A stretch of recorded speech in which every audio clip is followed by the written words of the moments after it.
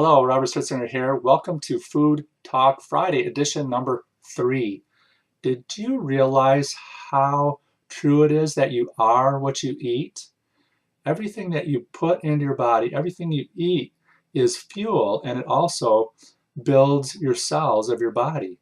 Every single cell that you have is built by the food that you eat. And did you realize that every 7 years, every single cell in your body has been completely replaced? So some of the cells are replaced much more often than that on a daily or weekly or monthly basis, but some of them take longer. But every 7 years, you are a completely different person. You have a completely different body, and everything you put in your body during that time builds your body. So you need to put good fuel in there. Think of it like if you put in the wrong octane fuel into your car. If your fuel runs on high octane, if your car runs on high octane fuel, then and you put the wrong kind in, it won't run well. Also, if your car doesn't really run on high octane and you put too high octane in there, then it doesn't run good. Or if you put fuel that is not clean in there, and that's mostly what the foods that we eat are. Let me talk about 3 different areas where you can change your diet and change your body.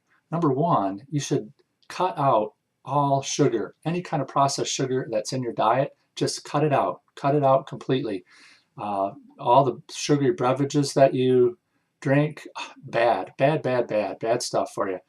And one thing that it does that really messes your body up, besides the fact that it is kind of like too high octane of fuel for you, is it messes with your metabolism because it spikes your blood sugar, and that's what leads to diabetes.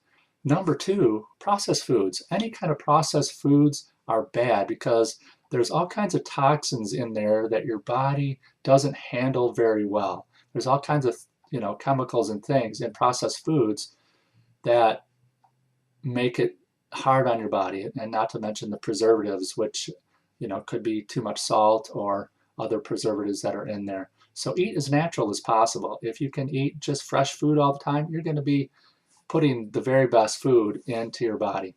And number 3, stay away from too much fat, too much cholesterol. Just the way that our especially red meat is raised, it has a lot of bad things in there.